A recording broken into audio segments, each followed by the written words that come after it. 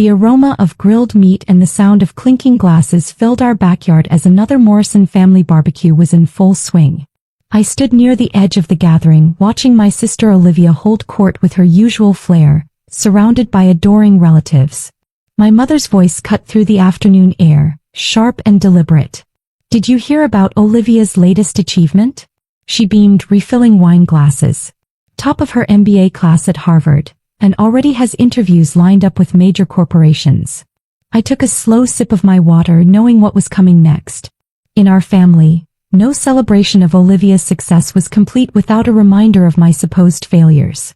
"Such a contrast to some people," my mother continued, her eyes sliding towards me.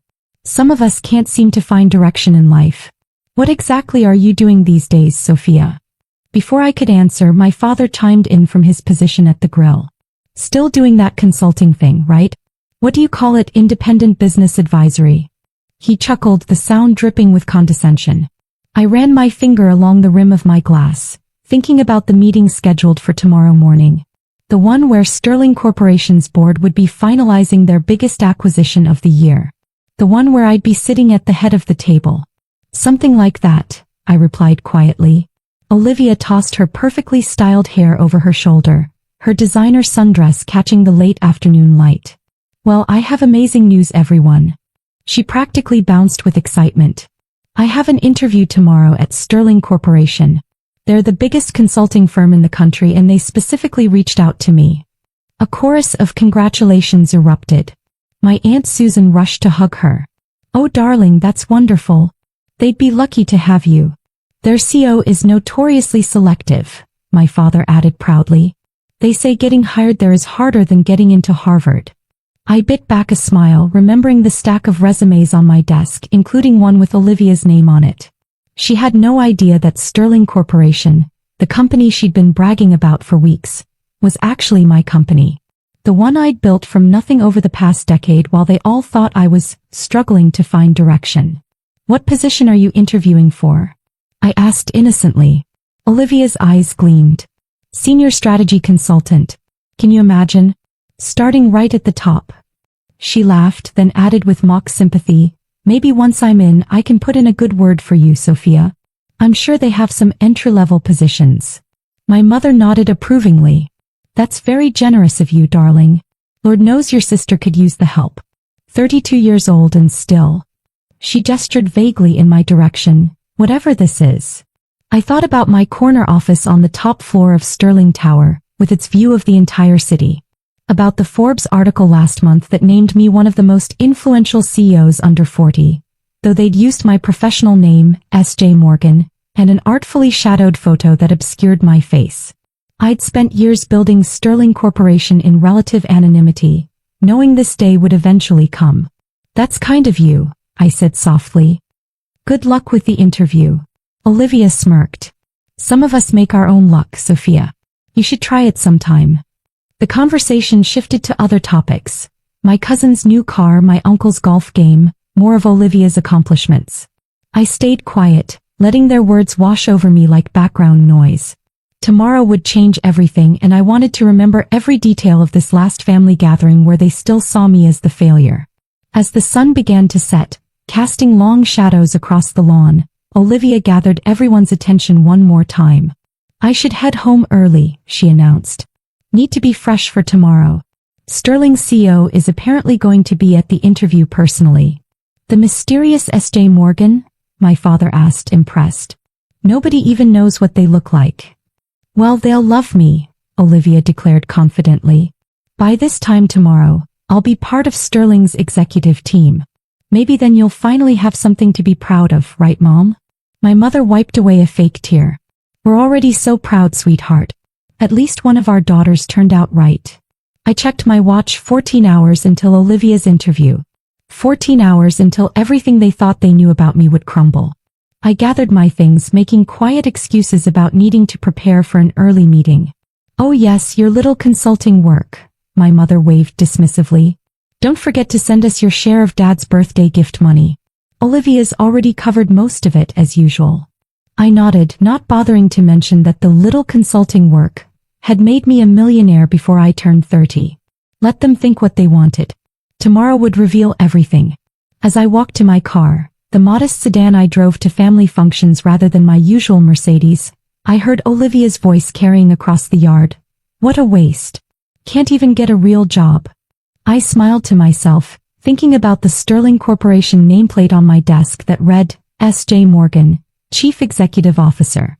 Tomorrow Olivia would learn exactly what a real job looked like, and why she would never have one at my company.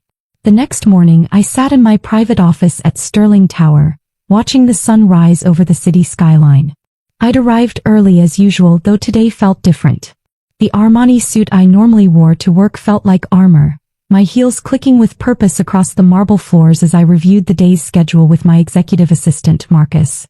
Your sister's interview is set for 9 a.m., he said, sliding a folder across my desk.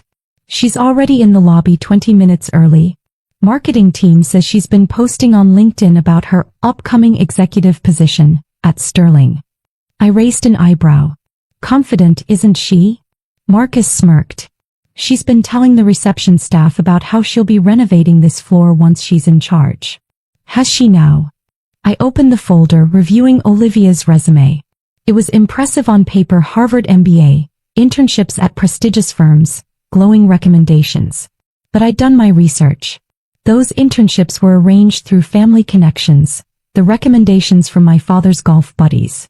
The board members are curious why you're handling a routine interview personally, Marcus added. Let's call it quality control. I stood up, straightening my jacket. How many interviews did you schedule before mine? 3. All with senior partners who've been briefed. They'll be appropriately critical. At precisely 9 a.m., I watched through my office's one-way glass as Olivia strode into the executive floor, wearing what I recognized as a new Chanel suit. Her confidence was palpable, bordering on arrogance as she shook hands with the first interviewer. Over the next 2 hours I watched her facade crack. Each interviewer systematically dismantled her prepared answers, exposed the gaps in her knowledge, questioned every accomplishment on her resume. By the time she reached her final interview, with me, her perfect composure had wilted. Send her in, I told Marcus.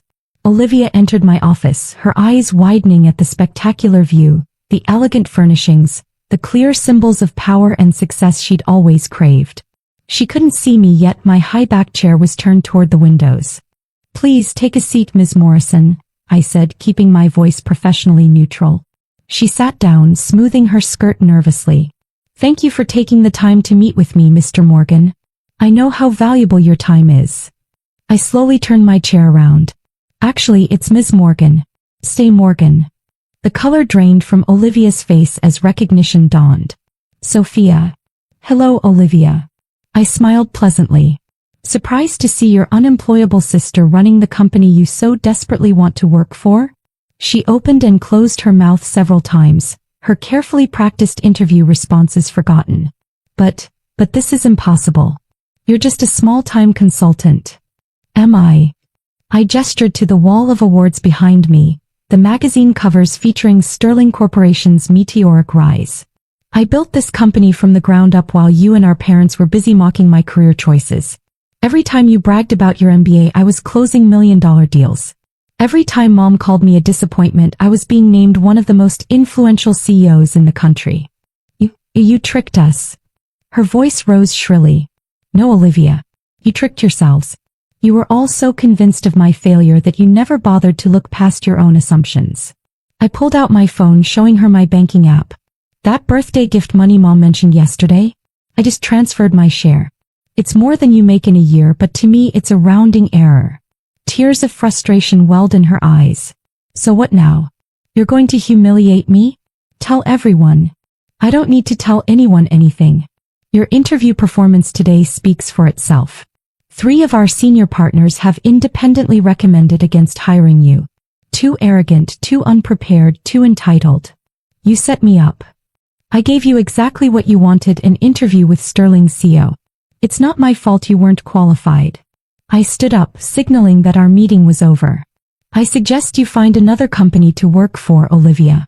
And perhaps develop some actual skills beyond networking at Dad's golf club. She stood up shakily, her designer suit now seeming like a child's costume. Does Mom know? Dad. They will soon enough. I'm sure you'll tell them all about your interesting interview experience. I pressed the intercom. Marcus, please escort Ms. Morrison out. And cancel my dinner plans with the family tonight. I have a board meeting that requires my attention. As Olivia was let out, I heard her burst into tears in the hallway. Within an hour, my phone was flooded with messages from family members. Mom's came first. What is this cruel joke? Olivia is devastated. Then Dad, how dare you embarrass your sister like this? We raced you better. I responded to their group chat with a single message. You raced me to be successful. Congratulations, you succeeded. Perhaps now you'll understand what real achievement looks like. Then I turned off my phone and focused on running my billion-dollar company. Let them process this new reality on their own time. I had actual work to do. Over the next few weeks, the family dynamic shifted dramatically. Gone were the condescending comments about my career, replaced by awkward silences and sideways glances. Olivia took a mid-level position at a smaller firm, her dreams of executive status shattered. My parents stopped hosting family BBQs. But the most satisfying moment came 3 months later, when Forbes published a full profile on me, complete with a cover photo that showed exactly who S.J. Morgan was. I had copies delivered to every member of my family. The article's title? The Silent Success: How One Woman Built a Business Empire While Her Family Thought She Was Failing. Sometimes success doesn't need to be announced. Sometimes it's better to let it speak for itself, preferably from the CEO's chair of a billion-dollar company.